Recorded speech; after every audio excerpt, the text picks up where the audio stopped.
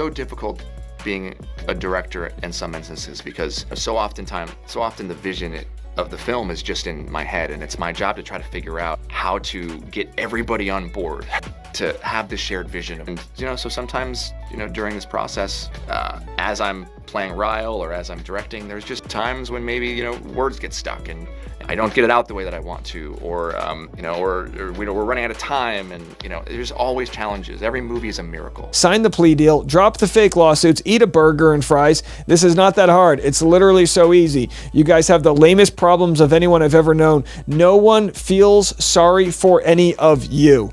Period. Yes, that's it. $9 million.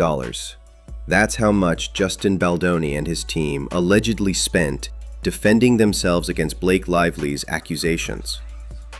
But newly unsealed court documents reveal something far more shocking than anyone imagined.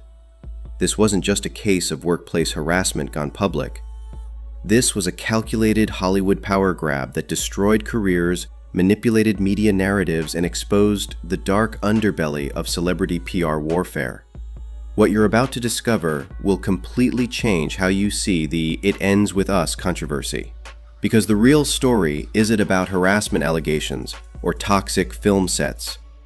It's about how two A-list celebrities weaponize serious accusations to steal control of a movie, rewrite scripts during a writer's strike, and orchestrate one of the most sophisticated media manipulation campaigns in recent Hollywood history. I haven't seen Blake in person since this safety letter accusation, feeling all sorts of things. She used the claim letter to gain power over the whole production, trying to find my balance, captaining a ship and leading it while it's being held hostage, how to give her most of what she wants while maintaining some of my own vision. And starting Friday, acting and working with this person who can and will use anything she can against me. It's all scary, yet I know I have protection. Starting this thread again, I will need emotional and spiritual support. And then someone responded that they were at the temple and they would pray for him. And then he got a bunch of messages from his friends, from his friend Adam, who was in the film, and from Rainn Wilson. Basically everyone just sending him all kinds of love. So he was pretty clear that anything he said or did, Blake was going to find a way to twist and use against him. That's kind of what the narrative was. But he was saying this on the 2nd of January before they ever went. In November 2023, Blake Lively presented Justin Baldoni with a document that would essentially hold his entire production hostage. This wasn't just any workplace safety agreement. According to the Unsealed communications, Blake used what Baldoni called the safety letter accusation to gain unprecedented control over every aspect of the film. The document was so comprehensive that it transformed Blake from lead actress to shadow director. She gained editing privileges, producer credits, and the power to override creative decisions that had already been approved by the studio. Most shocking of all, she secured the right to bring in outside writers to rewrite scenes, even though this script had already been greenlit by Sony. Justin Baldoni saw exactly what was happening. In a text message to friends on January 2nd, 2024, he wrote something that would prove prophetic. She used the claim letter to gain power over the whole production, trying to find my balance, captaining a ship and leading it while it's being held hostage. But leave it up to these snooty, uptight celebrities to play their perpetual damsel in distress.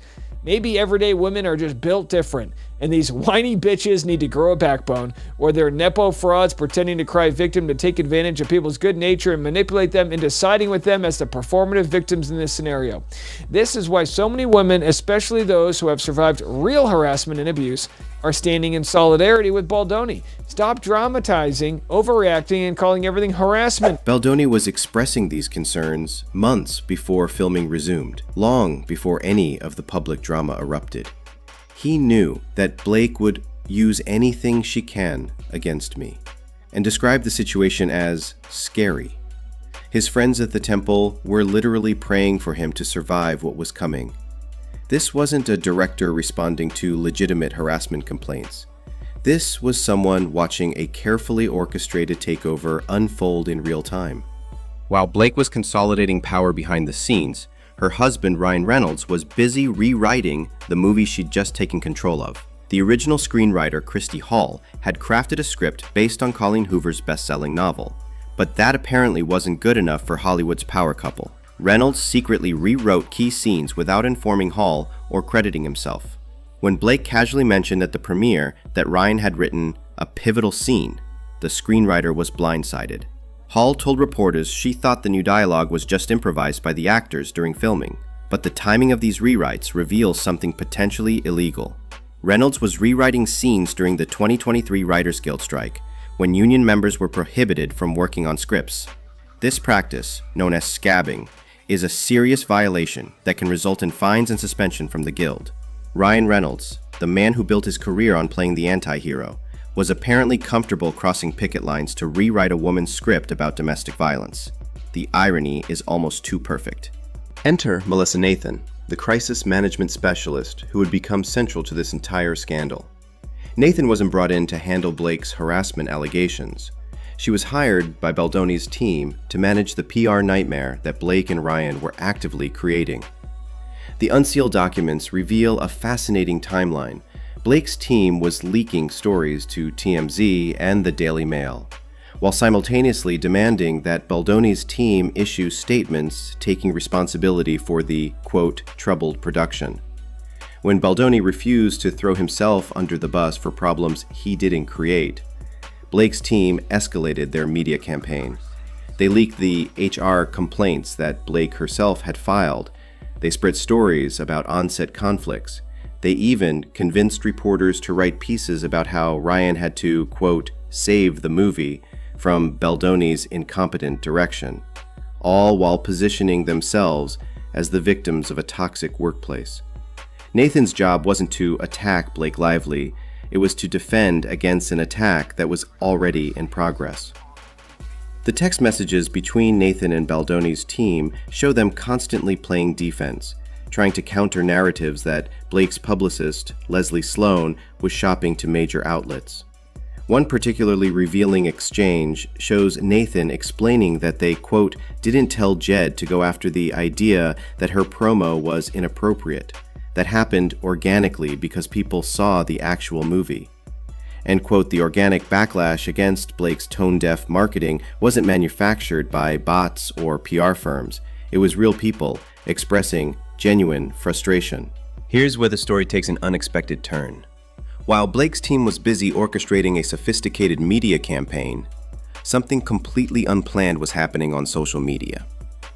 Real people were watching It Ends With Us and comparing it to Blake's promotional interviews. The film deals with serious themes of domestic violence and toxic relationships, but Blake was promoting it like a lighthearted romantic comedy, wearing floral dresses and making jokes during interviews. When journalists tried to ask serious questions about domestic violence resources, Blake dismissed them with sarcasm and deflection. This created what social media users called the vibe shift. People started digging up old interviews where Blake displayed similar dismissive behavior toward journalists. The infamous 2016 interview with Norwegian journalist Kjersti Flaa resurfaced, showing Blake being condescending and rude during a simple press junket. None of this was orchestrated by Baldoni's team. The leaked messages show them actively deciding not to amplify criticism of Blake's marketing choices. They shared her promotional content on their official film accounts because they were contractually obligated to support the movie's marketing campaign. The internet had solved the case on its own. Blake's reputation was crumbling, not because of bot campaigns or paid PR, but because people were finally paying attention to patterns of behavior that had been hiding in plain sight for years. The most damaging revelation in the Unsealed documents isn't about harassment or hostile work environments. It's about the systematic violation of industry labor protections. Ryan Reynolds didn't just rewrite scenes during the writer's strike, he did it secretly, without credit, while his wife promoted the changes as spontaneous creative collaboration. This wasn't just about one rewritten scene. The documents suggest that Reynolds was heavily involved in reshaping the script throughout production. He was essentially working as an uncredited writer, while guild members were fighting for fair compensation and AI protections. When the original screenwriter, Christy Hall, expressed feeling blindsided by the revelation, Blake was forced to apologize, But the apology came only after Hall had publicly stated that she felt deceived about who had actually written parts of her script. The Writers Guild of America takes strike violations seriously. Members who work during strikes face suspension, fines, and permanent damage to their professional relationships. Reynolds' involvement in rewriting It Ends With Us during the strike represents exactly the kind of behavior the Guild was striking to prevent. Baldoni's team recognized this as potential ammunition but chose not to pursue it aggressively. Their restraint makes Blake's aggressive PR campaign look even more calculated by comparison. Perhaps the most staggering revelation is the financial cost of defending against Blake's allegations. According to the documents, Baldoni's team spent $9 million on crisis management, legal fees, and reputation defense. $9 million to defend against accusations from an actress who had co-opted his film, rewritten his script, and edited his movie. $9 million to counter a PR campaign that was designed to justify a power grab that had already succeeded. The money went toward hiring Nathan's crisis management firm, legal representation, and the extensive documentation needed to prove that Blake's narrative didn't match the timeline of events. They had to demonstrate that the organic backlash against Blake was genuinely organic, not manufactured. Think about what $9 million represents. That's more than the entire budget of many independent films. It's enough money to fund dozens of smaller projects or launch new careers. Instead, it was spent defending against allegations that the evidence suggests were being used as leverage rather than genuine complaints seeking justice. The financial burden nearly destroyed Wayfarer Studios, Baldoni's production company. They weren't just fighting for their reputation, they were fighting for their survival as a business. After reviewing hundreds of pages of text messages, legal documents, and sworn testimony, one question emerges above all others. If Blake Lively genuinely believed she was being harassed on set, why would she demand more control over the production? Think about it logically. If your director was creating a hostile work environment, would you want to spend more time working closely with them? Would you demand editing privileges that would require countless hours of collaboration? Would you insist on producer credits that would tie your name to their project forever? The pattern suggests something different. Blake used harassment allegations as leverage to gain control of a film that was already exceeding expectations. She transformed herself from hired actress to executive producer, from script interpreter to script supervisor, from supporting cast member to final authority on creative decisions. When someone genuinely experiences workplace harassment, they typically want distance from their harasser. They want protection, accountability, and often compensation.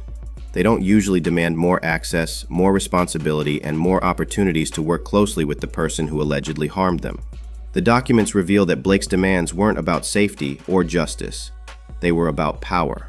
And when Baldoni's team refused to publicly accept responsibility for problems they didn't create, Blake and Ryan unleashed a media campaign designed to destroy their reputations and justify the takeover that had already occurred. The It Ends With Us controversy isn't really about domestic violence, harassment allegations, or creative differences. It's about how power operates in modern Hollywood. It's about how serious social issues can be weaponized for personal gain. And it's about how sophisticated PR campaigns can create entirely false narratives that destroy lives and careers. Blake Lively and Ryan Reynolds didn't just take control of a movie. They demonstrated how A-list celebrities can manipulate media narratives, leverage social justice language, and destroy anyone who challenges their authority. They showed how harassment allegations can be used as business strategy rather than genuine attempts to seek justice. Justin Baldoni's $9 million defense wasn't just about protecting his reputation.